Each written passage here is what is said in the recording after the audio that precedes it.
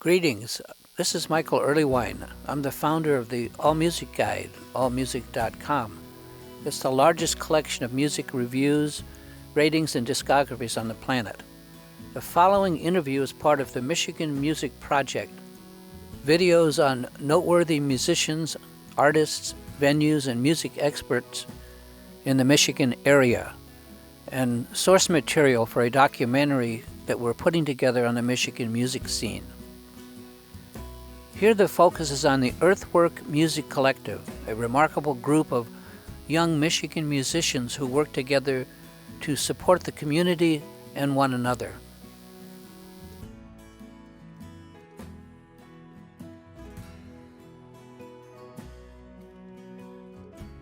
My parents were, always doing stuff for kids. That was their biggest thing that they gave to Missaukee County. They just showed up for kids, and all those field trips to the farm, all of the special classes that they put on. They went into the school and did all kinds of cool stuff. And then I really realized that one of the coolest things my parents did was expose kids to a creative process, and that's a really healthy thing for people to have. Beyond making a living, just getting through life, having a creative process can sometimes make or break it for people. And I found as a young person that my creative process helped me get through the hardest things that I had to go through, and that I could actually draw inspiration from some of my most challenging times. So that helped me sort of have tools for being resilient as a person. And then making a living economically as an artist, I really realized some of what I grew up with is going to play into my life. I also have to have a lot of ways of doing it that are going to work for me to have a balanced life. So one of the biggest things that you see with musicians and artists in general is just people burn out, or they get to a point where they're successful, but they're maybe not healthy, and maybe they're on a track where they're focused on growth, but they haven't put enough time into development, and so they crash. Or they're pursuing something that is actually kind of toxic for everyone involved. And we've seen that over and over in our culture, where we have this form of idol worship that is almost like we're devouring our heroes, Michael Jackson, Justin Bieber. It's a sad thing to see play out over and over again, because you know that it's not headed to a good place for anyone. And in some ways, the music industry, while you can get turned on to great music, there's a tendency for the industry to sort of turn on the people that it championed right after they were exciting. So I say we, but I think of just the Michigan music community in general. I think we've had the benefit of being insulated a little bit geographically, and just being here in this peninsula with the lakes around us, having more of a culture that has been able to continue on through the generations with different things happening. So for us to be able to grab that torch and run with it is meaningful.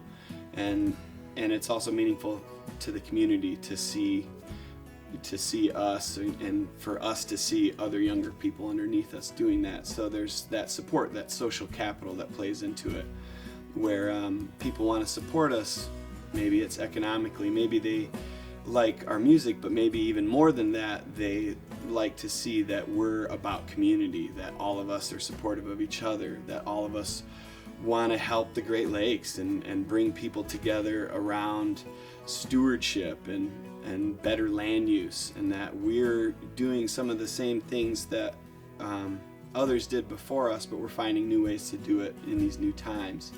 So in that way, we get fed and we get taken care of, and we get a lot of long-term support from people that is very meaningful as a musician, because a lot of times success in a mainstream industry way can be so fleeting, and it's important for us to be doing this for many decades. And so we've been able to cultivate meaningful relationships with our supporters that are lasting, and hopefully are our creative process plays into that too, that we're really devoted to making good work and to having a standard of quality that stays true over the years, while we're also expeditionaries and we're trying new things out from time to time. We want to make sure the people that are with us for the long haul know that that we're going to stay devoted to not only great, songcraft that's true to us and authentic to us, but also a sense of devotion to the larger community in the work that we hope to stand for. So I think there's a sense of humbleness, I guess, growing up on a farm where we were getting by however we could, and sometimes you could look down in the floorboards of my dad's truck and see the road driving those old Datsuns. But at the same time, we learned how to do it ourselves, and a lot of what happened at the farm was DIY, and that's the ethic that I brought into music. Learning how to grow your own food and then put it on the table. It's like we've learned how to book our own gigs and put on our own events and organize our own endeavors, and to have a sense of resilience and to be self-sufficient, and knowing that if things change, if we need to take some time off the road, there's other things we can do.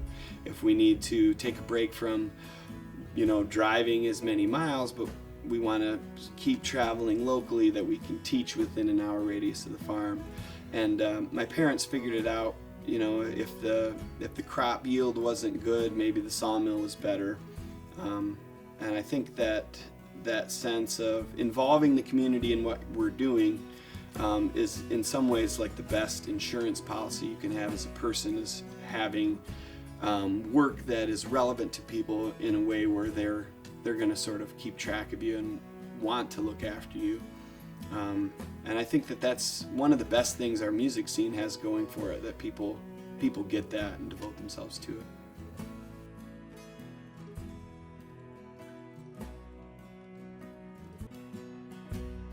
Yeah, I think criticism is useful. I think it's that's an interesting thing. So are you thinking of just straight up musically, or just in general working as a group? Either or. Yeah. I think that we do a lot of stuff in a collaborative way with the group. So Harvest Gathering, Family Weekend, all the water festivals, making records, it's something that none of us do by ourselves. So we need a certain amount of feedback. We had to have, when you look at resilience framework, it's feedback loops that keep communities intact. So if there's trouble coming, it's great to have people around you that can point that out. If there's something that you're doing that's maybe not up to the standard of quality that you want to be held to, it's great to have people there, looking out for you in that way. I think May and I try to do that for each other as collaborators, as partners, and that happens on the front end for us. If we're comfortable enough with a song to share it with the other person, but maybe not certain enough about it for us to feel like it's totally done, we'll share it, and I can count on May to hold me to a standard that is going to make me feel good. But maybe she's going to tell me something that's going to be hard to hear about this song that I feel attached to, because your creative works are your babies in some ways.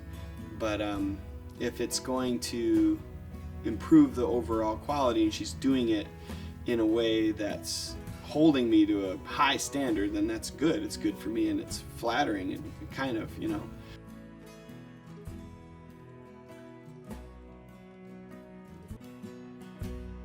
some ways, the danger of getting too critical or judgmental in a musical way is that people are sort of hiding behind their good taste, and it's easy to do that. It's easy to sort of pick someone's song apart, and in some ways people, I think especially younger people in more cool communities, find a way to sort of become identified by what they're not into, by like, oh, I'm not into that, or I used to be back when I was the only person that was into that. And that doesn't really serve any purpose, to have art be this sort of taste of the month thing where, you know, your stature in your community is related to what you're into from week to week. It's kind of a sad state of affairs, really, because it doesn't help us, you know, overcome what we're up against as a humankind. So I found that, like, it's really first world problems, if this is what you're talking about. To have the luxury to sort of break down the artistic process is a first world thing. So it's like, there are going to be haters. Is that what you're getting at, Michael? I guess I'm trying to figure out what your question is. Oh, I think that all you said was great. Yeah. Like, we need feedback. We need to workshop stuff. right. Yeah. I guess my question was, that was all interesting, yeah. My question, I've seen you, you know, with Family Weekend is a very obvious example of encouraging kids, you know, but also maybe finding a way to encourage them in the right way so that they're making the best stuff that they can. Okay, yeah. But I also see you do that to people my age. Well, you, Michael, you know, early on, I knew that you were supportive of what I was doing and that you understood what I was trying to do. So I always knew that your criticism was coming from a place where you held me to a good standard and understood what I was trying to do, so that it was for me, you know, and that it wasn't meant to discourage what I was doing. It was meant to encourage the best stuff. So I feel like that's an important piece of the collective, the community, is for us to provide feedback for each other. And but especially with young people, I think it's just great to, if people get into their creative process and get on their path and start to build momentum to sort of keep that going, and to be each other's hype people. That's a big thing that we do with the collective, is hype each other up and champion each other. And then to be, you want to be delicate because the creative process is delicate. Like in the studio, you know, if you're on the right track with a song but it's not quite there, you got to say the right words to get it there, because it's a fine line between, you know, building that momentum and discouraging it and getting into a headspace where you can't get there. So I think when someone is just starting to find their creative process, that's a really great time to just juice them up and fill them with encouragement. Especially, like, we work with a lot of kids that don't have arts funding in their schools, so they'll just take anything you can throw at them and they'll just go with it. They'll just run with it. And they need it, you know, they need healthy, constructive things to do.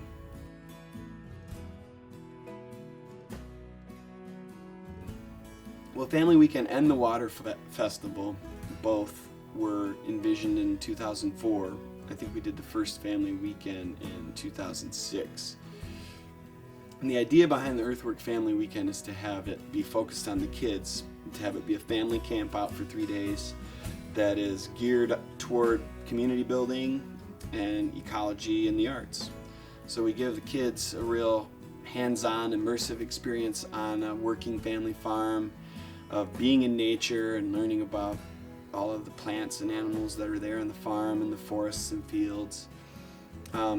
They get wonderful, wonderful workshop experiences with artists, with working artists from all over, writing songs, learning dance and theater, and getting really creative with arts and crafts. And then we get together in a circle many times throughout the day, throughout the whole weekend, and everybody shares. We play games. We do a lot of opening up, and in that way people become connected in a meaningful way, both the parents and the kids. And then every Saturday night we have the Family Weekend Talent Show, which is a wonderful, hilarious, awesome performance where the kids are the stars of the show and the adults are the audience, and we just cheer them on.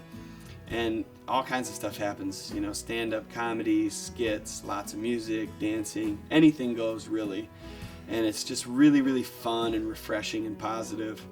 And the kids are in a space where, you know, they're able to go on a little bit of a creative adventure in a safe container where they're nurtured by people who are very excellent at this stuff, and they're supported in what they try to do. So, and then they have the opportunity to sort of present that to the community and inevitably be supported. Lots of standing ovations and enthusiastic applause. What age people can come to that? So Family Weekend's open to people of all ages. They're brand new newborn babies there, little kids, teenagers. Anyone can come. If you don't have kids, you can still come to Family Weekend. But it's all about the kids. It's focused on the kids. And they work really hard all weekend having fun. I mean, they create costumes and puppets and paintings and t-shirts. We write songs every year, and we do it in a collaborative way. So there's this framework for songwriting that I came up with, where everybody brainstorms, and from the initial brainstorming that everyone participates in, we end up focusing on one collaborative song, combining all the ideas that have been expressed. And it's really cool because people can be involved and not really know what they're getting into, and sort of quickly become invested in the process and realize that they have strong feelings about what this song is and where they want it to go before they really realize they were in it. So it's cool. It kind of comes from nowhere. We all meet in a circle and we don't have any plan, and then once the ideas start to flow, I reflect the ideas back to the group, and then they take it and run with it, and in 90 minutes we write a song and record it. So one of the cool things that comes out of Family Weekend every year is families get to leave with a recording of the talent show and all the songs that they wrote. So we've got a lot of songs that have been built up over the years.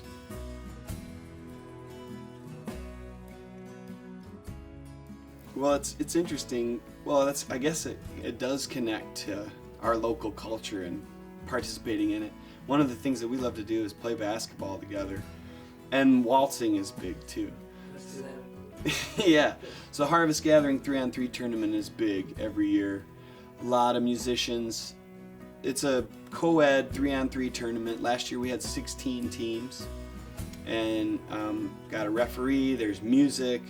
Great announcer, Ryan Ray, who's the MSU women's basketball announcer. He and his 4-year-old daughter are the announcers of the tournament.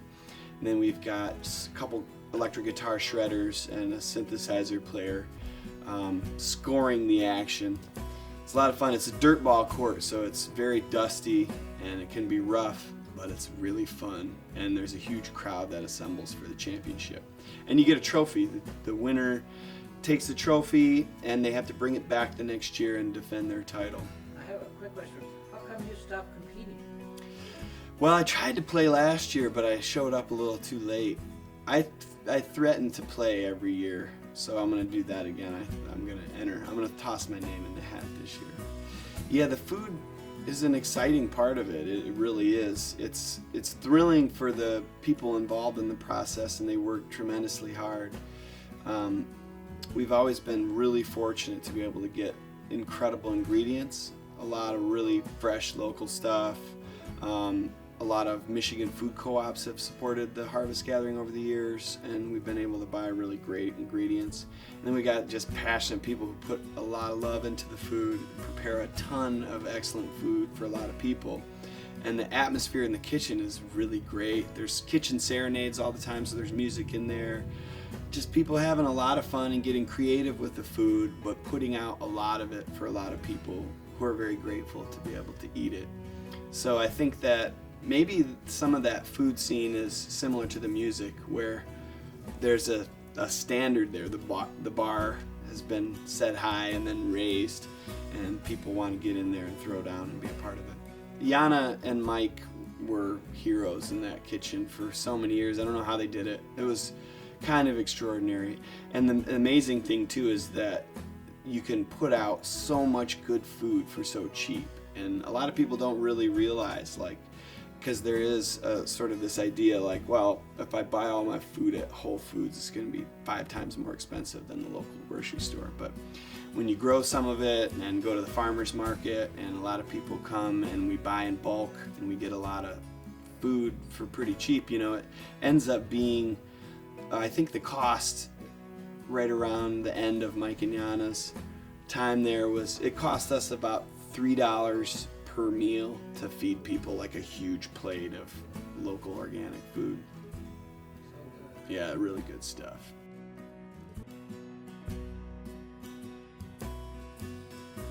The Water Festival also started in 2006, and the idea for that was, again, to use these ingredients that are great, put people in a good mood and feeling connected, bring together local music, local food, and a lot of nonprofits and water-based organizations. So living in Michigan, obviously, if you look at Michigan on a map of the world, it's special, it's precious. We're surrounded by a fifth of the world's fresh surface water in the Great Lakes Basin. 20% of it is here. It's a time of peril for the Great Lakes. We're facing a lot of big challenges. Pollution, privatization, and diversion being the biggest. And we also have a global freshwater crisis where, by some estimates, a third of the world is without adequate water for their daily needs. So all of these things are, they weigh heavily on our minds here in Michigan, being surrounded by all of this water and knowing that we have to do something about it. Most of us feel really connected to the lakes. It's part of our identity here, part of why we choose to be here. And so the Water Festival was a way to bring together people who are already doing this work, and to bring together all of this great stuff that is a part of our identity, our local culture, and then to provide a platform for people to get involved, for organizations to network with each other, and for the public to become engaged with organizations. So we're talking local watershed councils, people who are doing very localized work to focus in on protecting the watershed that sustains them locally. A lot of groups that are working on the Great Lakes and issues that face the Great Lakes Basin as a whole, and then some groups that are doing work in the third world, like the Chiapas Water Project, helping people who don't have access to water have better access in a sustainable way, systems that can be maintained locally and managed by the folks in the community. So it's women that are the water carriers in the world. A lot of women in the third world have to walk every day and carry water, and it's not always clean. And so we want to provide opportunities for Michiganders who live with this abundance of, we flush drinking water all day long. A lot of people can't drink water around them that they have. So we want to try to provide outlets for people to work on that. And then also to help people realize, like, all of us want to make a difference, but not everyone really knows how. We don't know what to do. So the Water Festival can be something fun that moves from town to town in the Great Lakes region, where people can just know what there is to do right there and get involved in person. And also for these groups that don't always get drawn together in a party, to have a great time and be honored and to say, hey, these are people who have devoted their lives to doing this work. Let's throw a party for them. And so the basic format of a water festival is to have a musical performance, and then to have someone who works with a water group speak or give a presentation or a workshop in between the bands. So you have people like Dave Dempsey, who has written lots of books about the Great Lakes. He's done a lot of research. He knows from year to year what's happening. You have people like Terry Sweer and Jim Olson, who are the main legal team in the fight against Nestle, the Michigan Citizens for Water Conservation versus Nestle Ice Mountain, for privatization of pumping a lot of water that's in the public commons into private interests. And you have people with like Tip of the Mitt Watershed Council and some of these smaller groups, the Superior Watershed Partnership, all these great groups. It's like, wow, let's hear from these people. What exactly are they doing? How can we be involved? And they get this great platform on a big stage with a big crowd between notable bands to present themselves and present their work. We've also had a lot of really great public officials, mayors and representatives and tribal leaders come and talk about how governance and government fits into stewardship and conservation.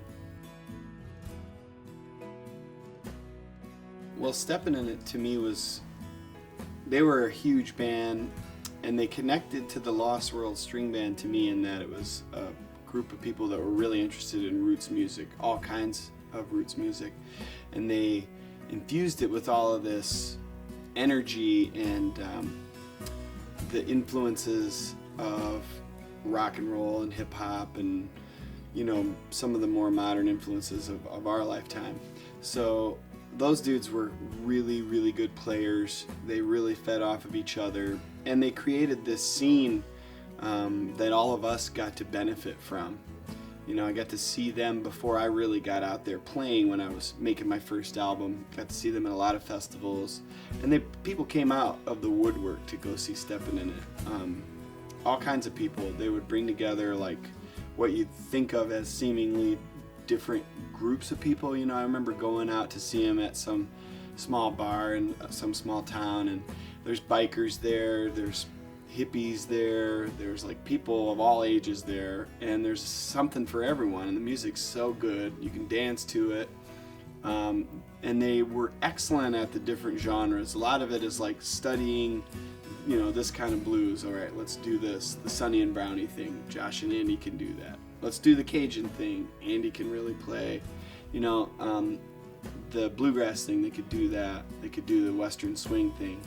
And then their original stuff was really great, and I really resonated with Josh singing songs for like the working people and singing songs that spoke about the land and talked about our times. And for me, you know, it's like great for each generation to have that in their own way, to feel represented and to feel that sense of solidarity. So Josh was a big person in those early days for me as a songwriter. And his songwriting was so good, it made me want to hold myself to a higher standard as a songwriter. Great singer, great guitar player, played a lot of instruments. When I put out my first album in 2001, I did a release show at the Elks Club, and Josh volunteered to open for me at that show, which I was kind of blown away. I was like, well, you should be the headliner, I'll open for you. He's like, no, this is your CD release show, I'm going to be passing through town on the way to my dad's place in the UP. I'll open for you, and then I'll play with you if you want me to. So that was pretty amazing at the time, to feel that support and to sort of feel like, wow, it's not just like these guys are on stage and I'm trying to get my thing going down here on the ground. We're all in this together, and you know, he was willing to support me in what I was trying to do. So it set a really good example, and it reinforced that feeling that I had, that was the kind of community we were in, musically speaking, and that was more valuable in some ways than just being an excellent musician. You know, being a team player and being a kind person. It's like, okay, that's really where it's at. And like I said, it's like he was singing about bigger things, and so that became bigger than him. And then all those guys in Steppin' In It, they played so well that all of us had to up our game just to hang in there, you know, which is really great. And it's just like that in sports. It's like if you get a player in a league that's so good, it makes everyone else have to try harder.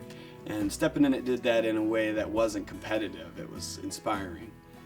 So I'm grateful to those guys so much. And then Dominic, you know, he did all of the management and booking and everything, and he worked hard.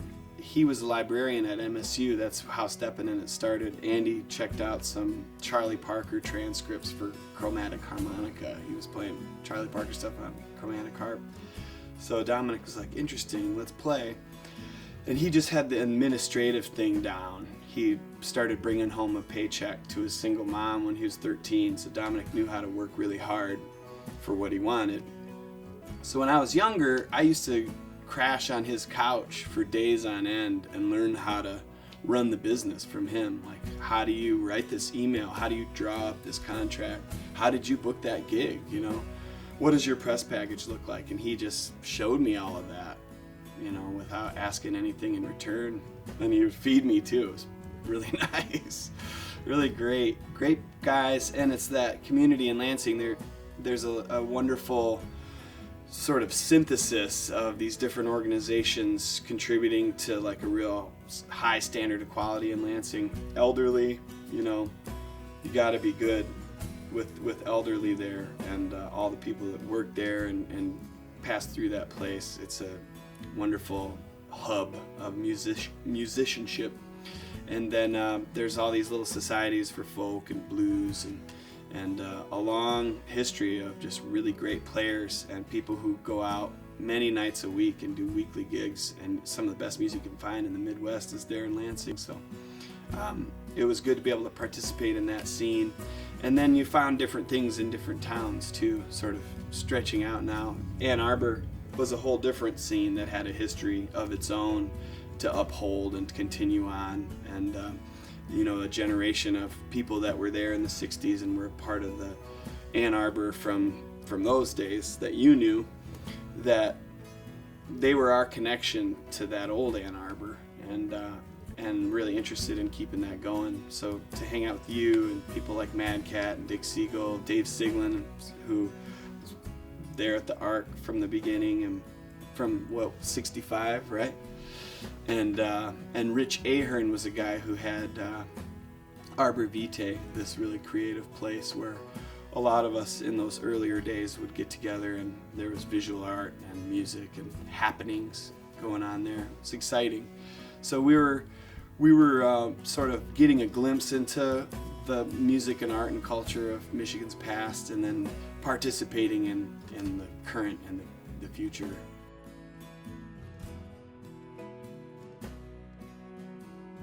Well,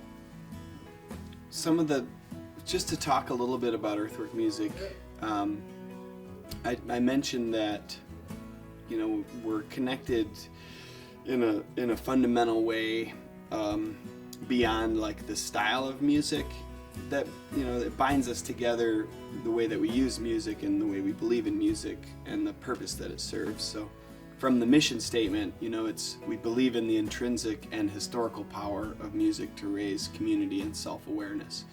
So that's something that all of us experienced as individuals, that music helped us become more self-aware and feel like we could participate more actively. We also believe in using it for a bigger purpose, and for us, it gives us, I think, something stronger, and that hopefully can sustain us for a longer period of time. We try to do things consistently that engage a lot of people, and it's tricky because there's so many great musicians in Michigan, so many. And we have a kind of a small organization, and it's self-governed, and we're running it ourselves, so it can only grow so big. But what we try to do is create things that involve a lot of people. So we try to do a lot of stuff with the youth. We do lots of after-school workshops. There's sort of a northern and a southern component to that. Graham Parsons started this organization called the Gift of Music that the Double Felix Collective, as well as a lot of Earthwork musicians, have been a part of in Kalamazoo and in the Keweenaw. And then we have worked with Seeds for the last 5 years to do after-school programming at 7 middle schools and high schools surrounding the Traverse City area, mostly rural communities. And we think of it as creative empowerment. That's kind of a catchphrase that we came up with. There's a lot of stuff in the schools these days about bullying and, sort of kids turning toward destructive means. When you have a creative process, you have constructive means, and you have a way to express yourself no matter how things are going. So a lot of us have brought different unique things to the table in that work with kids. Family Weekend works with really young kids all the way through high school, but then going in and just working with middle and high school kids is really great. We've also done Earth Week tours every year, right around Earth Day. The Earthwork Collective comes together, and a bunch of us, we put on shows, singing songs about the earth, about tending to the land and the water. A lot of times we'll partner with really cool organizations, and we have annual shows in Kalamazoo and Cadillac. We work with Transition Cadillac every year to have this event in the spring where people sign up to grow gardens. It's kind of a cool event that helps sort of flip the paradigm of food growing away from just sort of thinking that only farmers grow food. We used to have 20 million farmers in the U.S. Now we have 2 million. And more and more people are growing food in their front yards or in their houses these days. So the 100 Yard and Dash is a cool event we do every spring, trying to get 100 people to sign up to have a garden in their yard. And this year I think we had 200 people sign up. We do work around Bioneers every fall. The Great Lakes Bioneers Conference was a really great event that happened for 10 years in Traverse City. And the Earthwork Music Collective did a concert every Friday night at the Milliken Auditorium at the Great Lakes Pioneers Conference. And that's a really great example of us feeling like our work can be put into people who are doing good work. And that exchange of their work inspiring us and being able to sort of give musical inspiration to them to keep them going. And in that way, it's a very tangible way for us to see us as musicians as a part of a larger community of people who are doing lots of different kinds of work to move us forward, to create stronger, more resilient communities that have their needs met and that have a lot of artistic and creative inspiration and support in there too. We've been doing more Earthwork Collective tours, which is always a lot of fun. There's so many people in the collective. We can't all come together. We're kind of spread out pretty far these days. But when you get 6 or 8 or 10 of us all on a show together, it's really fun because it becomes a variety show where all of us are entertained by each other, and then we get to pitch in and collaborate. And again, it's sort of putting this thing on display where here we are, each of us separately is our own musician, and we all do our own shows. When we come together, it's greater than the sum of the parts. And as you said, the JFK quote, "A rising tide lifts all boats." So if we can share in each other's success, then it's a better model, it's a better example.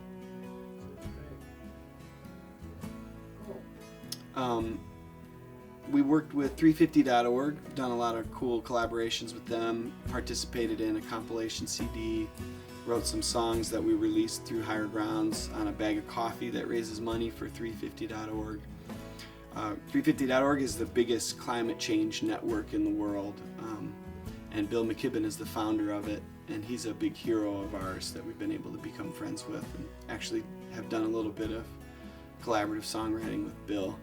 I hope to get that out there in the future. But that's I guess an example of some of the larger, more global focus that we've had. And I think going back to doing a lot of different things, we've been focused on our careers and our role in a bigger way, in the national sort of songwriter scene and as a part of a global community, and then also very localized. And it's important for us to have both. I think it's really important in general in this world to sort of look after our local watershed and how are the honeybees doing on the farm, and then also to sort of spread our wings and look at the bigger picture. And when we tour, we network with a lot of musicians around the country. Most consistently, we go out to the East Coast, upstate New York, Massachusetts, and Vermont, and then out to Portland and Oregon and Northern California, a little bit in Colorado. People really value the Michigan music scene. Some of the influence and the example of it has really spread out across the country, of people sort of seeing a community of creatives that are in support of each other, and the result of that is a very rewarding thing for other people. One person, actually, Joyce Walker, who might be a part of this project at some point, she's a writing instructor, and she's looking at the Michigan music scene as an example that might relate to college writing courses, and to sort of say, hey, these people are doing it in a way where they're extremely collaborative and the results are increasingly good. So how can we do that, in an institutional level at a master's writing program? How can we look at this and take our cues from it? Just got an email from a guy in London who was part of the Island Artist in Residency program. He became aware of earthwork music and the Michigan music scene. And he said in England they don't really have an example like that where people are banded together and get strength from that larger affiliation with each other. And that he wants to get something like that started because he said people need it. They feel alone and that they're in this big sea of lots of people trying to push their way to the front. And not all of us feel that that's what we wanted, but that has been sort of our inheritance from the larger music industry that hasn't served us. So it's hard because a lot of musicians, they live in a big market, and you almost feel like you have to take over to be noticed and to be willing to do it for nothing for so long. And to us, it's like if we can do something about changing that, it'll be good for musicians and for people who love music, and I think we have.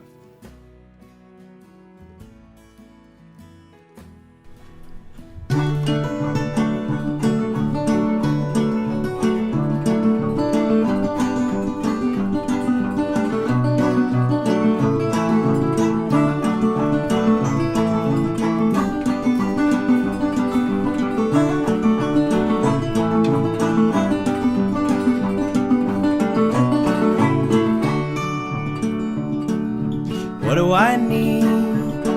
I know I got it somewhere. What do you need? You know you got it in there. He says he knows what you need better than you.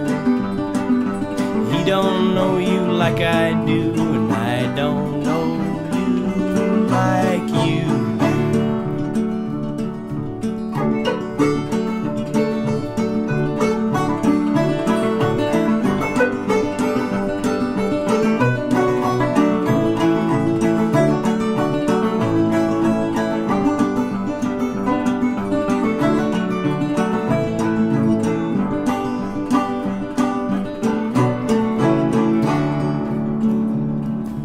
What you are is right here. Where you at? You know you got it in here. What it is, it is. It is what it is. What it is, it is. It is what it is. That's it. Being this, being this, being this, being this, being this, being this, being this, being this, being.